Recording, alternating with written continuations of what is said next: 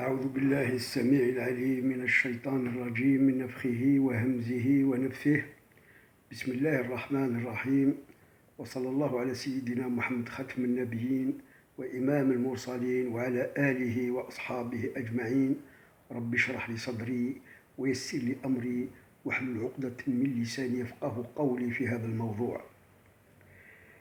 J'ai promis dernièrement de faire une série de vidéos qui va porter donc, chacune d'elles, sur la pénétration dans le corps humain des entités invisibles.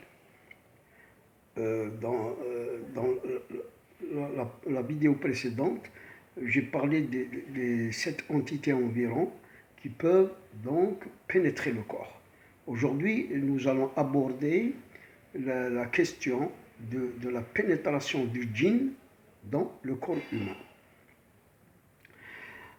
Enfin, en introduction, on va essayer de rappeler tout simplement que tous ceux qui ne croient pas au djinn sont des mécréants.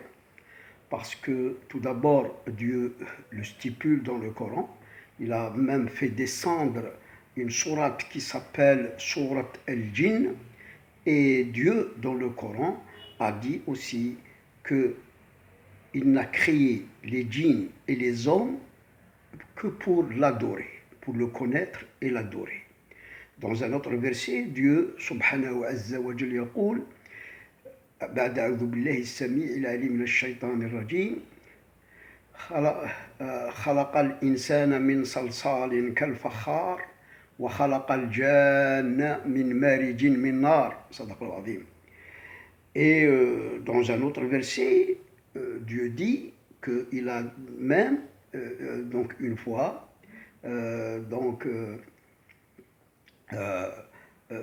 fait donc avancer ou il a fait donc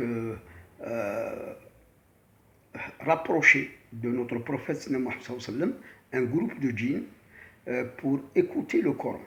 Dieu dit dans le Coran أعوذ بالله السميع العليم من الشيطان الرجيم وإذ صرفنا إليك نفرا من الجن يستمعون القرآن فلما حضروه قالوا أنصتوا فلما قضي ولوا إلى قومهم منذرين صدق الله العظيم. J'ai rappelé ça parce qu'il y a eu jusqu'à présent beaucoup de polémiques, beaucoup de disputes, de contradicteurs de la présence de djinns. Dieu a créé un monde métaphysique invisible et il a créé un monde physique matériel que nous voyons.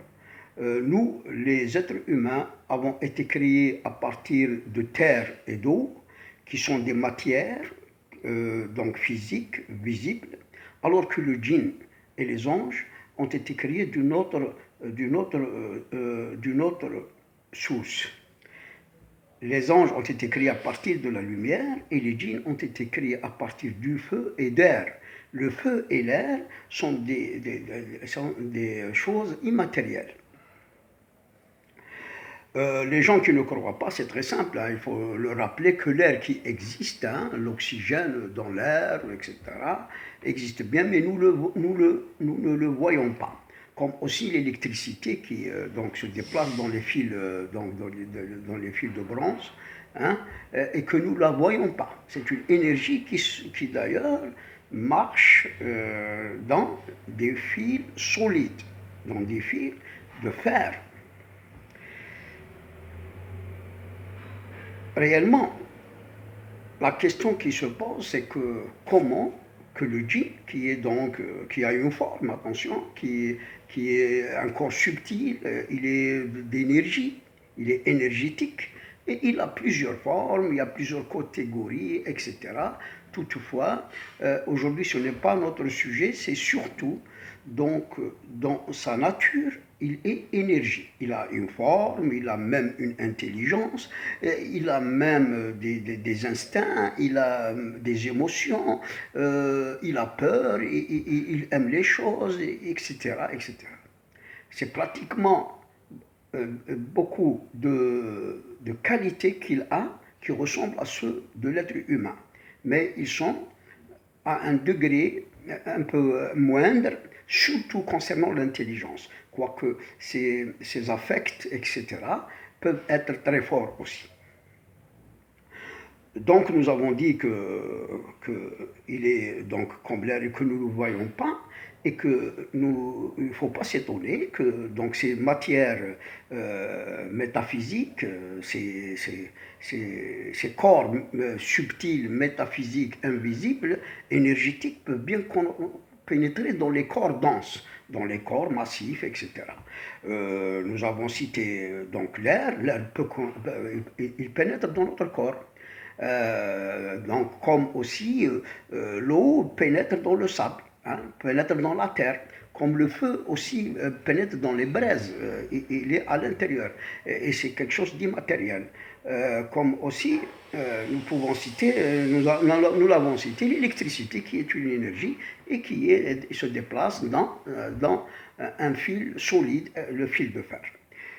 Donc, voici quelques exemples qui donc, nous permettent de confirmer, et ceci a été confirmé par de multiples expériences depuis donc la création de l'homme à nos jours. Donc, il ne faut pas dire que le djinn ne peut pas pénétrer le corps humain. Toutefois, c'est-à-dire que notre sujet, il porte surtout sur la question des causes qui pourraient amener le djinn à pénétrer le corps humain. Parce que, tout d'abord, il ne pénètre pas comme ça. Il y a des causes, il y a des raisons. Il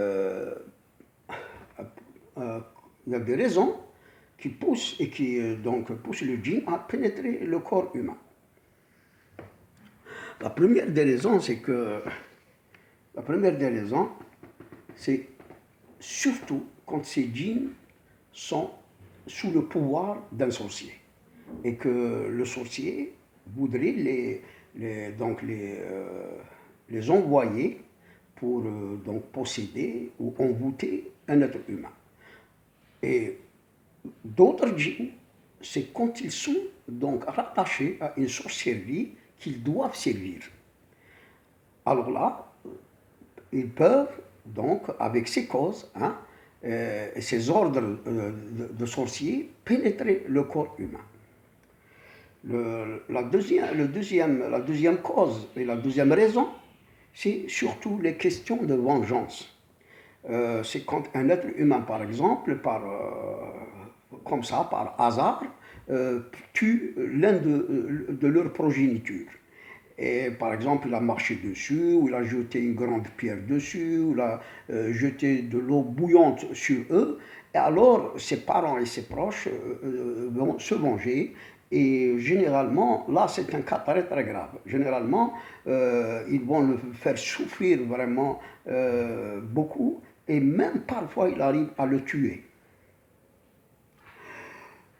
Il y a aussi donc la troisième raison, la troisième cause donc, par laquelle il pénètre dans le corps humain, c'est les agressions. C'est les agressions parce qu'ils sont un monde parallèle qui ressemble au nôtre. Et dans notre monde à nous, il y a donc des criminels, il y a des voyous, il y a donc des agresseurs. Et il y a parmi eux aussi des agresseurs qui peuvent agresser comme ça un être humain par envie, par haine. Ils le détestent et ils l'agressent. Et quand ils l'agressent, ils vont pénétrer pour donc le faire souffrir, le rendre malade, etc. La quatrième raison, la quatrième cause de pénétration du djinn, donc mâle ou femelle, dans le corps humain, c'est l'amour.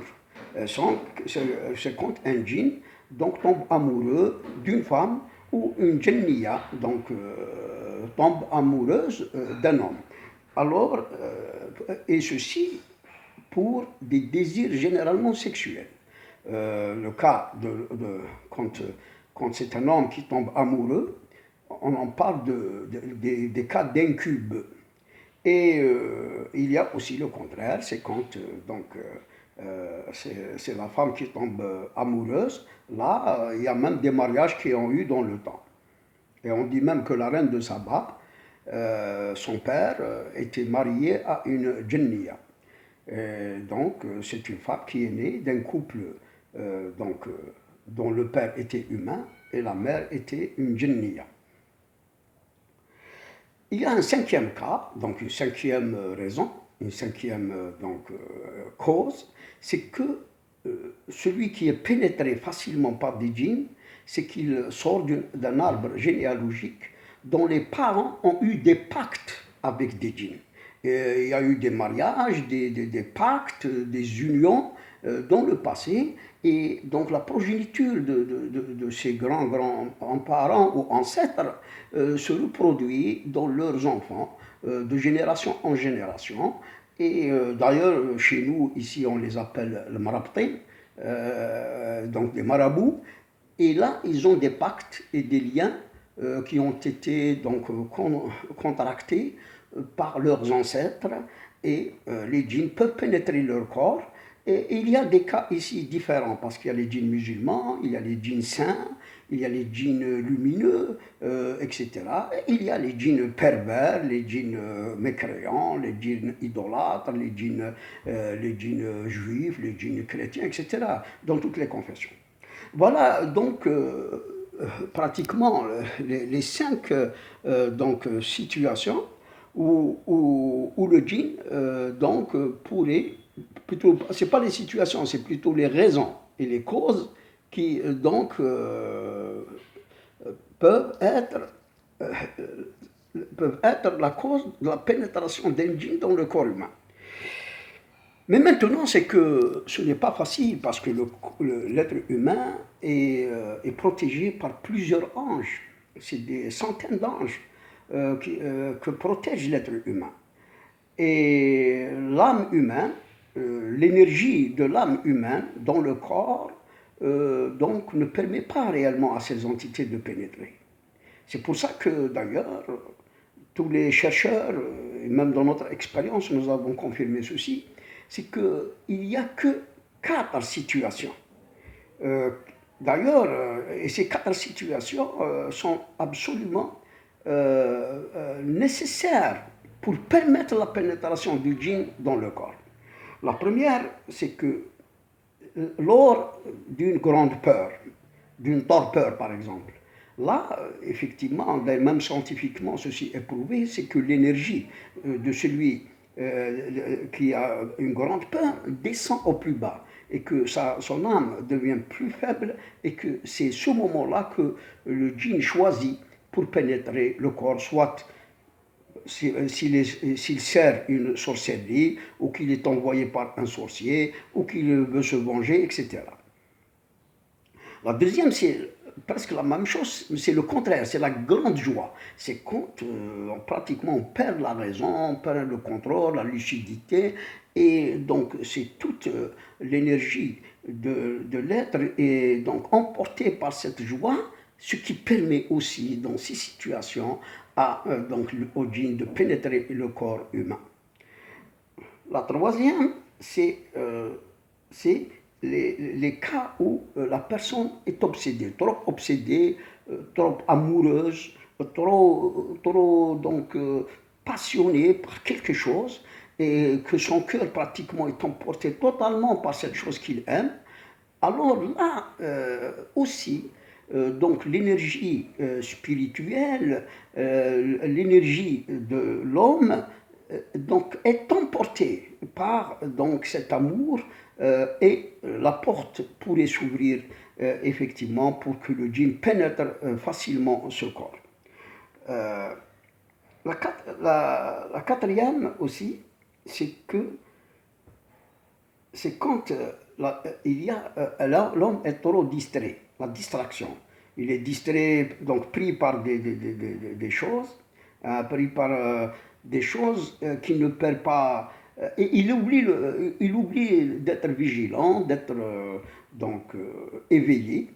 Et aussi, c'est quand l'homme a une âme très faible. Il est faible dans sa personnalité, il est faible dans ses connaissances, il est faible dans toutes ses capacités, etc. Là aussi, c'est une porte qui s'ouvre. Voilà donc pratiquement les cas de figure. D'abord pour les possibilités qui permettent au djinn de pénétrer le corps, et ensuite donc les situations énergétiques, spirituelles, d'état d'âme, etc., qui permettent aussi au djinn de pénétrer le corps. Voilà, c'est notre sujet, mais bien sûr, quand le djinn pénètre, nous appliquons bien sûr l'exorcisme islamique, qui est donc le seul à pouvoir réellement guérir de la pénétration d'un djinn dans un corps humain, parce que le Coran lui-même est un esprit. Il porte donc une lumière, il porte un feu, La lecture du Coran dégage une baraka dans laquelle il y a un feu qui brûle le djinn, ou qui le fait donc sortir du corps. Si ce Coran est lu par un guérisseur vraiment capable, qui a donc ce pouvoir sur les djinns, et qui est donc assisté par des djinns d'Allah, par des anges, et par un esprit provenant d'Allah Azza wa Jal. L'exorcisme chrétien et tout le reste, il est faux et il n'est pas du tout efficace, sauf que ces exorcistes des autres confessions utilisent des djinns et des démons, des diables, pour s'attaquer aux démons et aux djinns qui ont pénétré et possédé le corps des êtres humains. Voilà, j'espère avoir donné donc une sorte de synthèse. Résumé ici, donc les cas de figure dans lesquels le djinn peut pénétrer le corps humain. Voilà, je vous dis salam alaikum wa rahmatullahi ta'ala wa barakatuh, et à la prochaine vidéo, Inch'Allah.